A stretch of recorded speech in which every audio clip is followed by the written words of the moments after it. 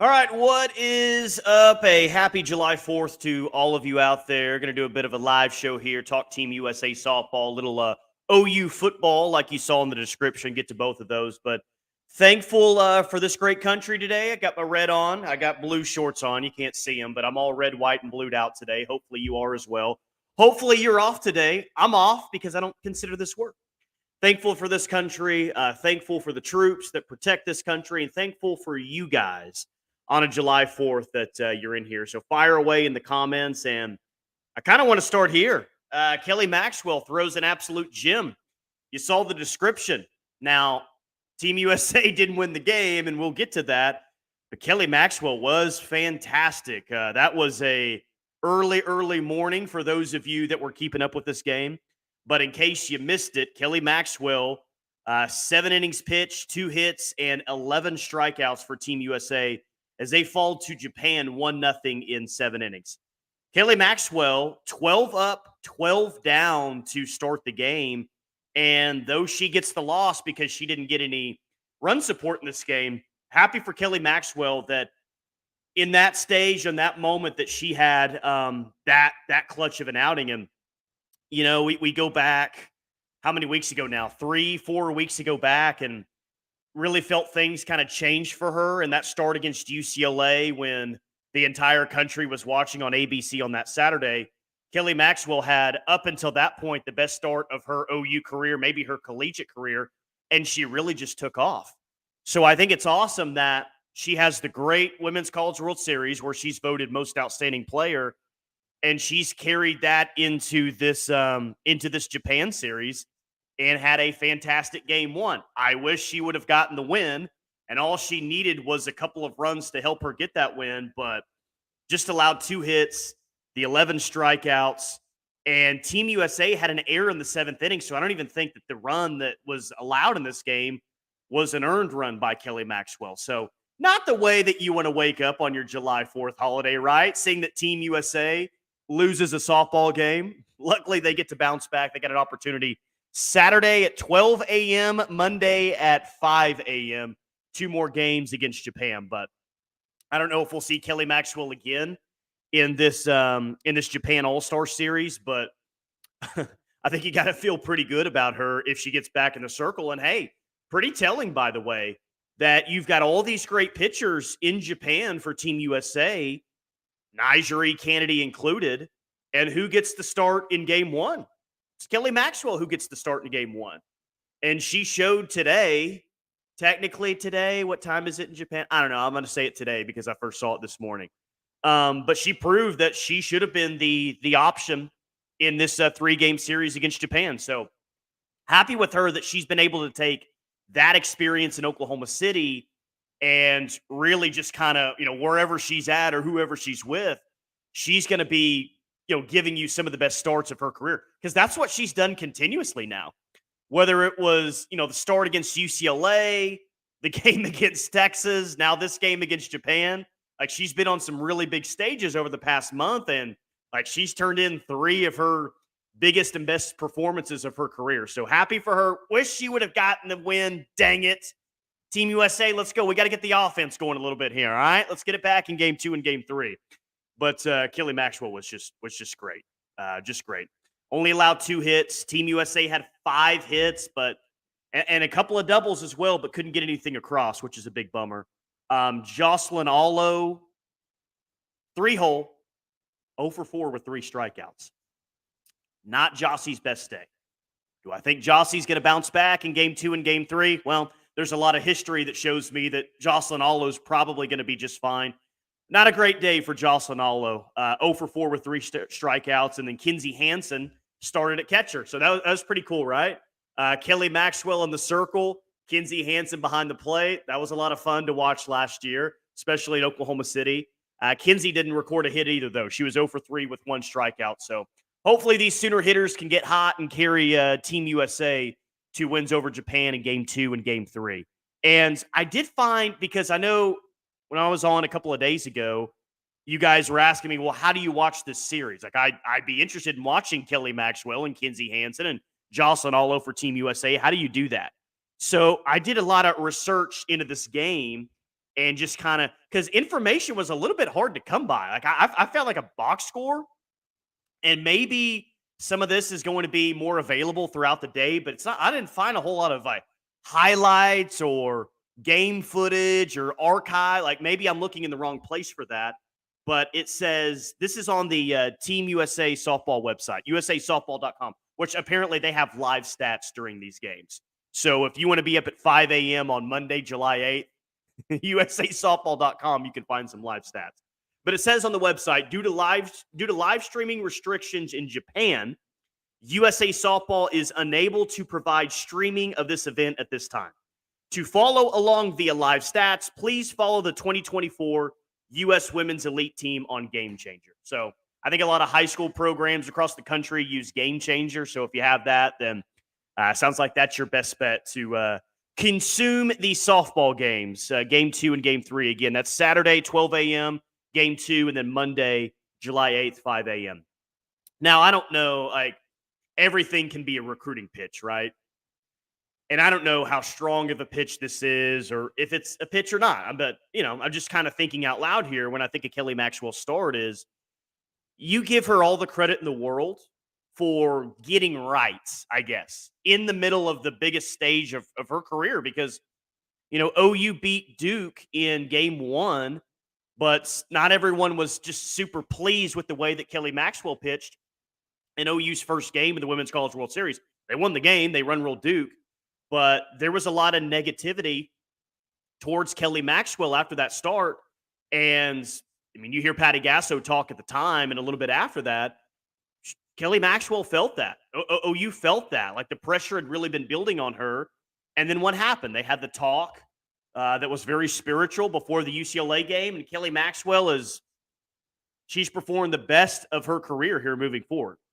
So can that be used as any sort of a recruiting pitch, be it to Nigeri Kennedy, be it to high school players in the future? I don't know. But as much credit as you got to give to Kelly Maxwell, and you got to give a lot of credit to Kelly Maxwell, virtually give all the credit to Kelly for the pitcher and she was great before, we know that, but the pitcher that she's turned into now, be it a championship series against Texas or across the globe against Japan, she is dominating games. She's not just good. She's not just giving her team a chance to win. She's dominating games. And Kelly deserves so much credit for that. But I think this coaching staff, Patty Gasso, to get her in that right mindset, that right mind frame, Jen Rocha to get her there as well. Look what we were able to do with Kelly Maxwell, already a great pitcher, already with all of these accolades. And even at the end of the year, when the games were the most critical, look how we were able to help. Help is the key word there. Look how we were able to help Kelly Maxwell see her true potential, because I think that we're seeing that now. How many times do we bring up, well, this is this player's true potential. This is what their ceiling can be as a player. And there are times, certainly, where we talk about ceiling with players and we wait for it their entire career, and either it happens or it doesn't. I think that we are seeing the true ceiling of what Kelly Maxwell can be as a pitcher. And it's awesome. It's dominant. It's 12 up and 12 down to start a game.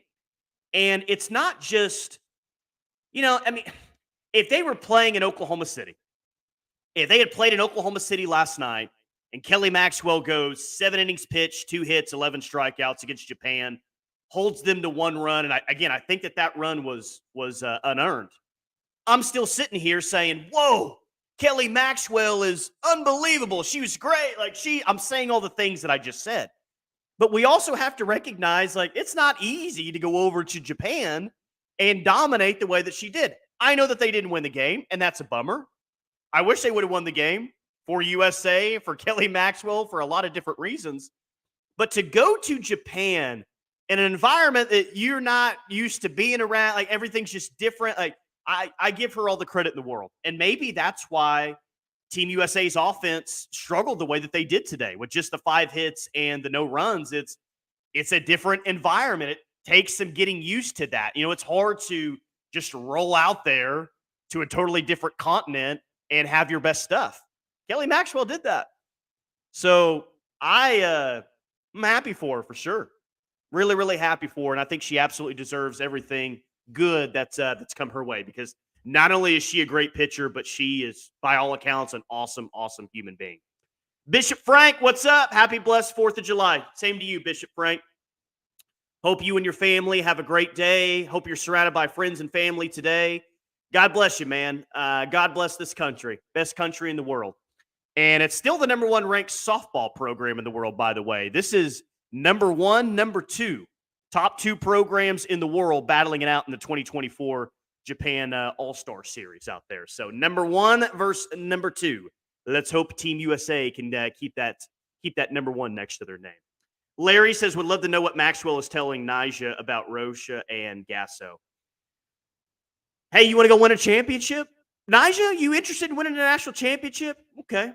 You interested in realizing your full potential as a pitcher? Yeah, okay. You want to play in front of the best fans? Yeah. You want to stay relatively close to home? Yeah.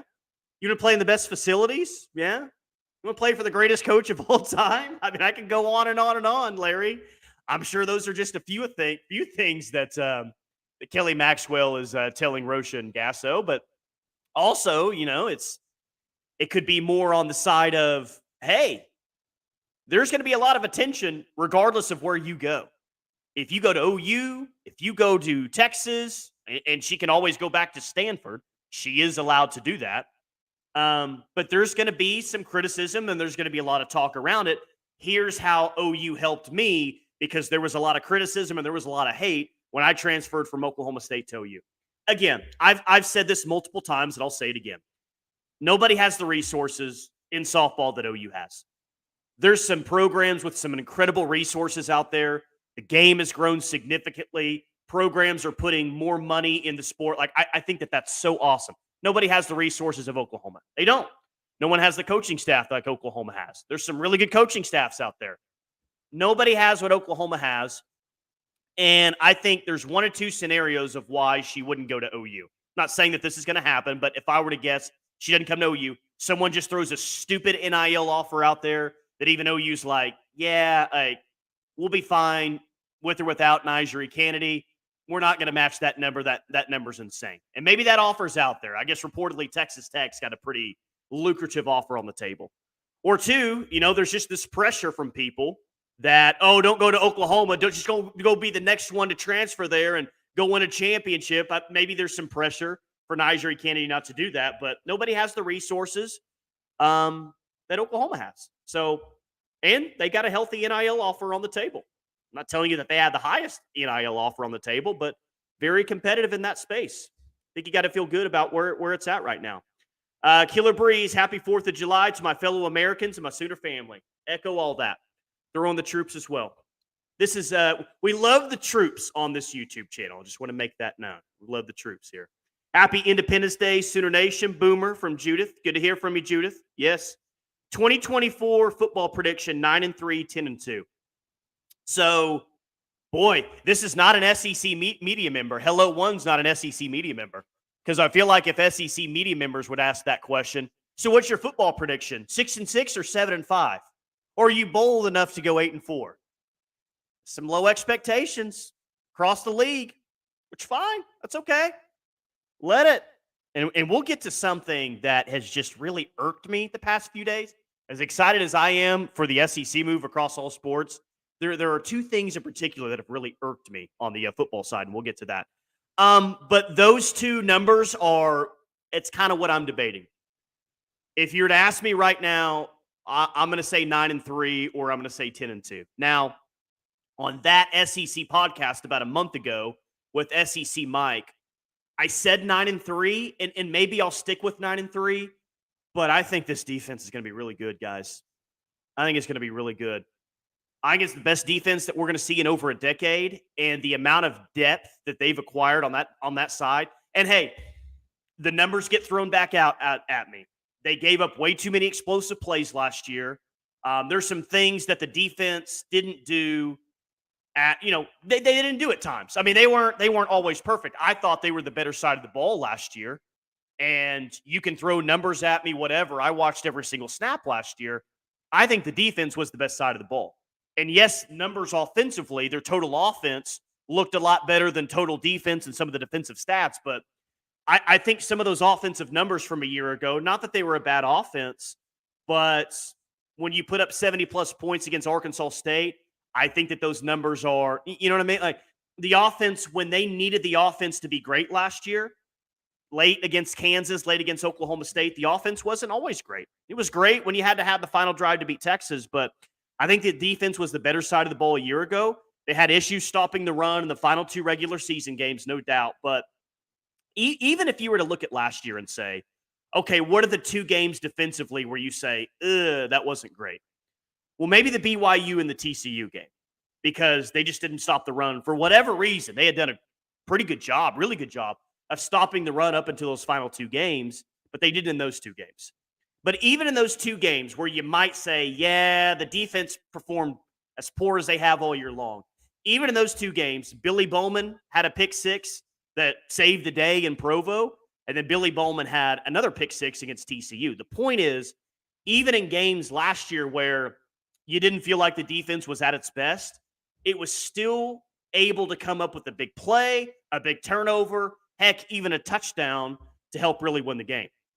And in your two regular season losses last year, defense did everything they needed to do in Stillwater to help win that game.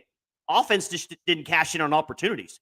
I thought the defense played really well against Oklahoma State. I thought the defense played well for the most part against Kansas.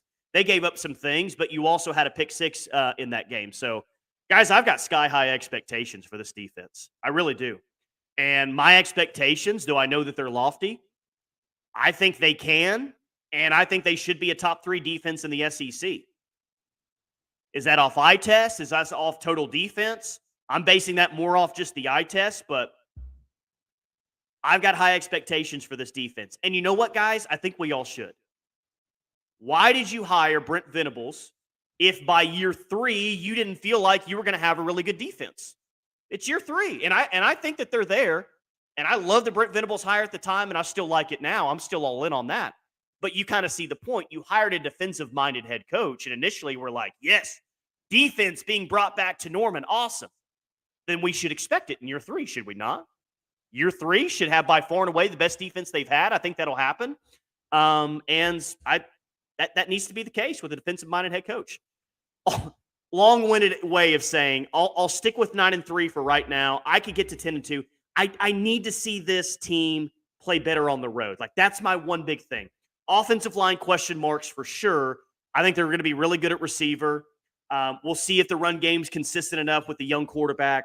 But I need to see this team play better on the road, because they didn't play all that well in Provo last year. They won the game, but they didn't play well in Provo. They didn't play well in Lawrence. They lost. They didn't play well in Stillwater. They lost. They didn't play well in Lubbock the year before that. They lost. Like, for whatever reason, and I don't know why, this team the past couple of years has not played its best football on the road.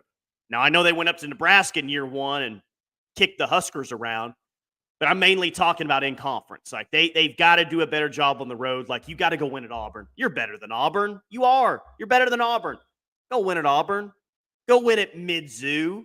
I think you're a better football team than Missouri, right? And Ole Miss is going to be good. They got some nice portal additions. LSU will be tough. I want to see this team perform better on the road. And with as much as they're bringing back last year, especially from the defensive side, I think they had the blueprint to do that. But young quarterback's going to be faced with some tough environments. We'll see what Jackson Arnold's all about. Jimmy says, happy 4th to you, Killer. Okay. Judah says, Sooner Judy wishes Sooner Nation a very safe and happy Independence Day. Boomer! All that to you, Sooner Judy. Thanks for checking in on this July 4th. Celebration of our country and celebration of all Oklahoma Sooner sports. You guys are all in the patriotic mood today, sharing the love today. I love it. Everyone came in here with a good attitude. I love this a lot. This is great. It's fun. Najee Cannon. It's fun to speculate about what she will do. Ultimately, I think it comes down to what her priorities and goals are for her softball journey. It's true. What do you want? And at Oklahoma, I think you can get the best of all worlds, the best of all fronts. Like, at Oklahoma, can you get the biggest NIL deal out of everyone? Maybe not. You can get a pretty good NIL deal. And we've talked about this before, and I'm sure that this is a pitch as well. It's, well, here's the NIL deal that, the number that we can give you or the number that can be given to you. But all of the other opportunities around this area are incredible, and no one cares about softball like Oklahoma does. So, like, there's bigger markets out there, right? Like Austin, I guess, is a bigger media market than Norman, Oklahoma. Maybe it's not bigger than the Oklahoma City market, I don't think. But the point is how much people care about softball around here and how important softball is, how big OU softball is.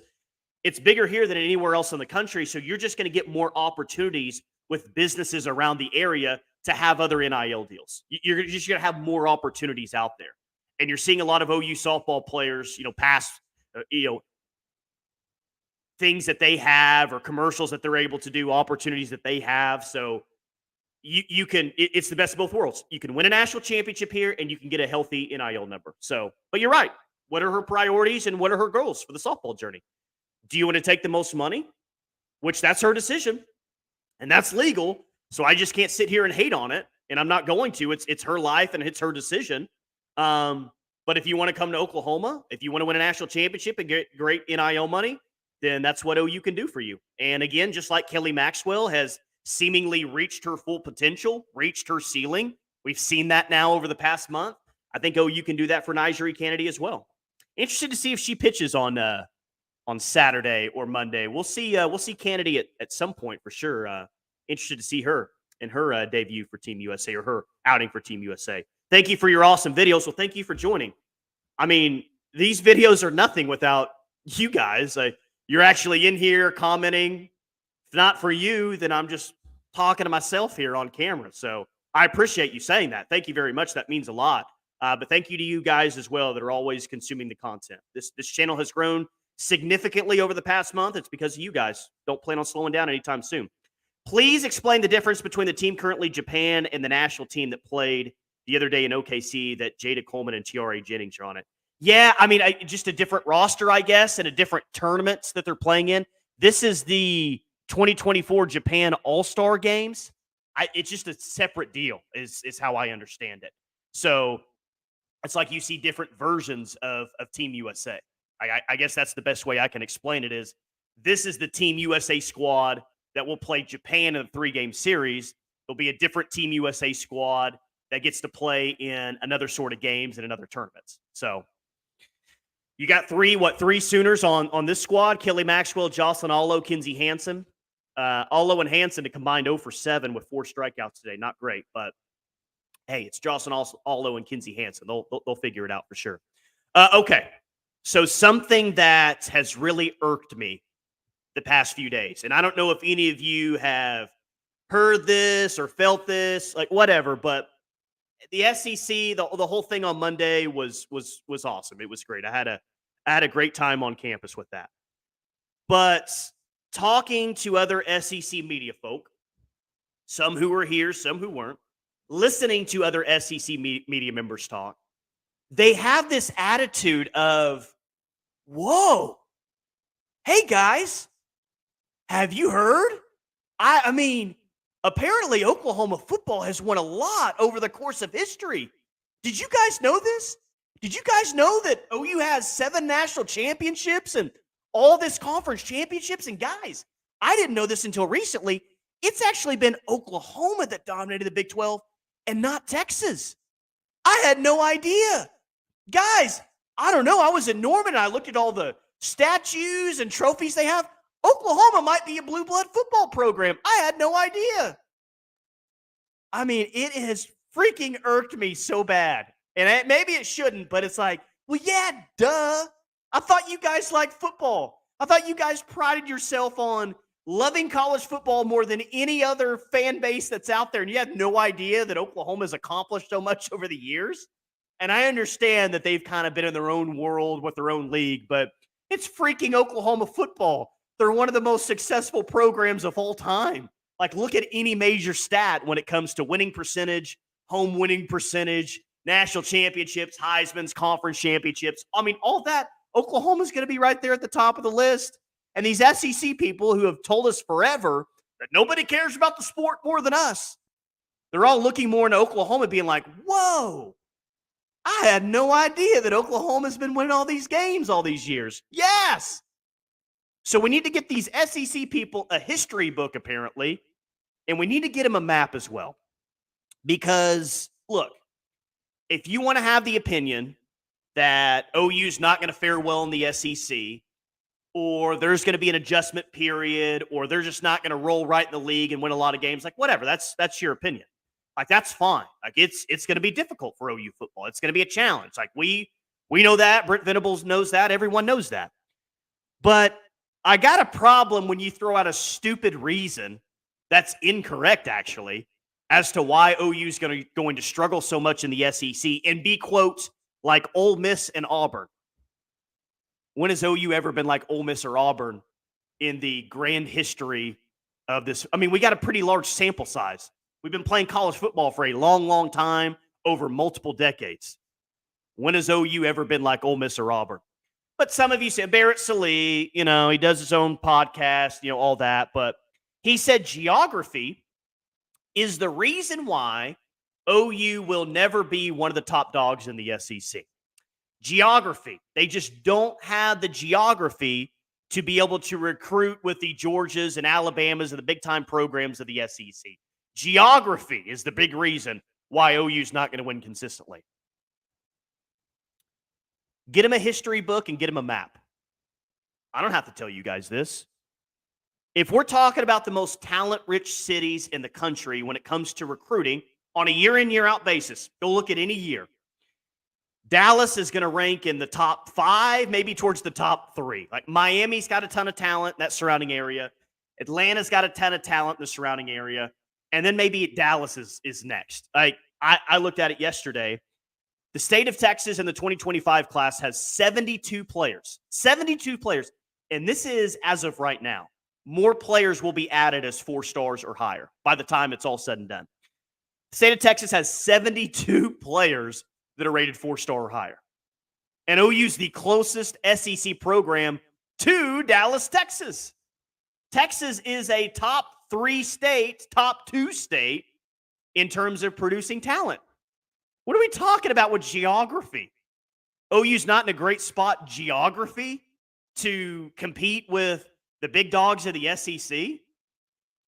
Before you say something stupid like that, this thing that everyone's got in their hands at all times, maybe go to those Apple Maps and see how far Norman is away from a massive talent-producing state like the state of Texas and a major metropolitan area like Dallas. That's all he had to do. All he had to do was Google and say, oh, whoa. Oklahoma's pretty close to Dallas. And in fact, Norman is actually closer to Dallas than Austin, Texas is. Interesting. They're the closest SEC program to one of the biggest talent-producing cities in the conference. So, look, if you want to have the opinion that OU's not going to fare well in the SEC, they're not going to have a great year this year, that's fine, man. Everyone's got their own opinions. That's cool. But let's just bring some facts to the table and not a bunch of stupid opinions. Whoa, Oklahoma, I had no idea that they're like a blue blood before. They've won.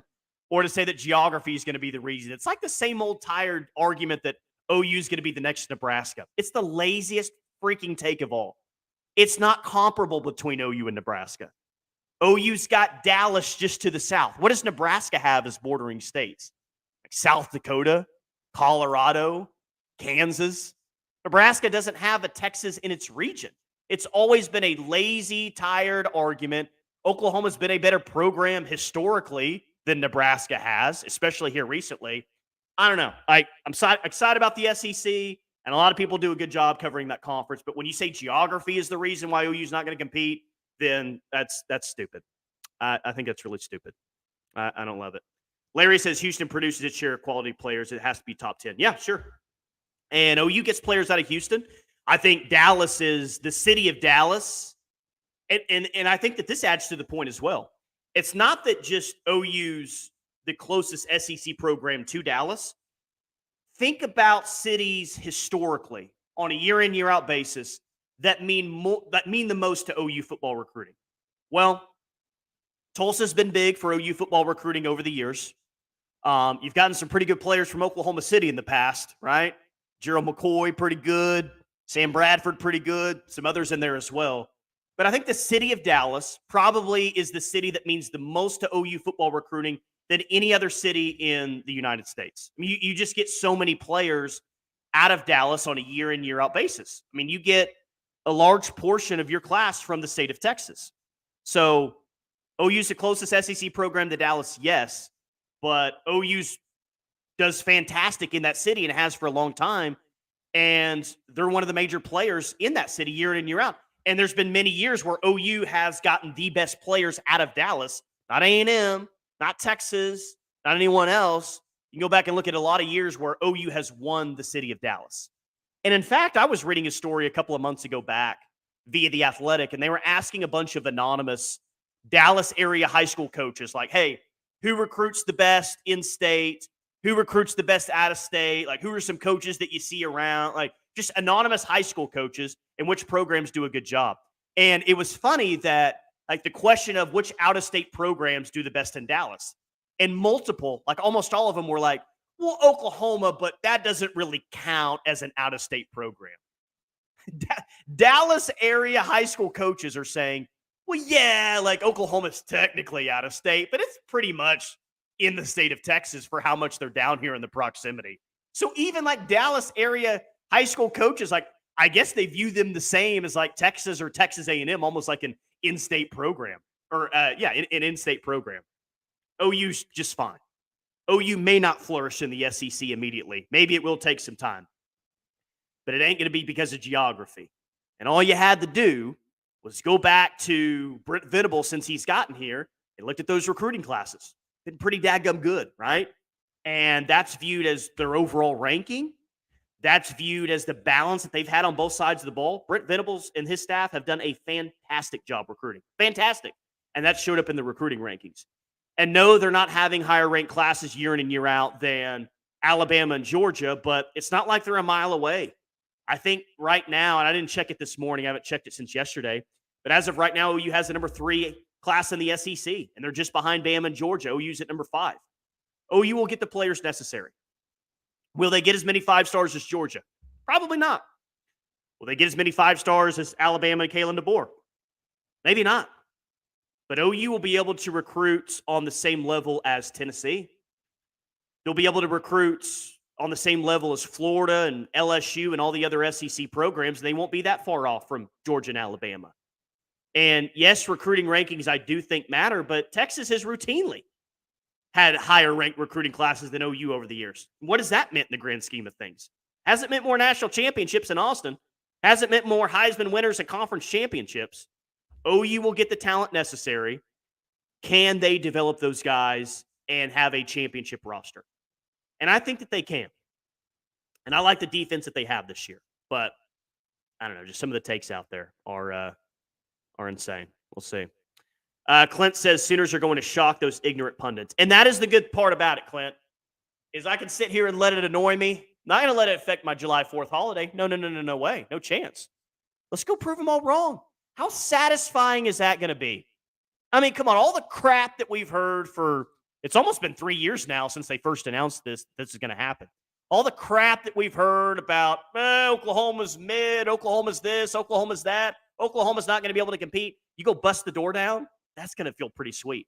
Just like it felt sweet when we're talking about the Women's College World Series and saying, oh, man, you go win your 4th consecutive national championship. Doesn't matter who it's against, it's going to feel good. But if it's against Texas and Mike White, it's going to feel awesome. It's going to feel awesome if you go into the SEC immediately and you're one of those 12 teams in the college football playoff, because nobody, and I mean nobody across the country, is picking you to make the 12-team playoff this year. When does fall practice begin for the Sooner football team? Early August. Jimmy, they haven't released the date on when their first official day is, but we've got SEC Media Day coming up in 2 weeks. 2 weeks from the day will be the last day of SEC Media Day, and I'm going to be in Dallas for all 4 days of it. So I'll get you guys some football content. That's going to be fun in Dallas for 4 days. Britt Venables and OU will be on that Tuesday. They'll be with old Eli Drinkowitz, or as some of you like to call him, Eli Dorkowitz, Josh Heupel, and Kirby Smart on that Tuesday.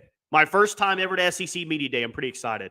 pretty excited to get some content out on that as well. But early August, essentially. I mean, the whole month of August. And maybe even a little bit earlier because they have their first game in August. So maybe like at the end of this month potentially, but I'm going to guess right around August 1st is when we're talking about for fall practice. But coming up soon, we'll come out of this holiday and Big 12 Media Days in Vegas next week, which I don't really care about that, not in the conference anymore. But you get through next week and then it's SEC Media Day and camp's around the corner. Here we go.